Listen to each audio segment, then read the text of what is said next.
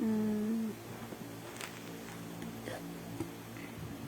Pamumuhay ko sa Pilipinas ay noon walang aircon.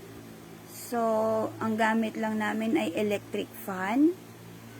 And then, usually, sa loob ng pamamahay, hindi ako nakakaramdam ng init na surrounding sa bahay, na ang aming pamamahay ay kahoy. Usually, sa loob ng pamamahay, pamamahay namin, rental, nagre-renta kami ng bahay noon.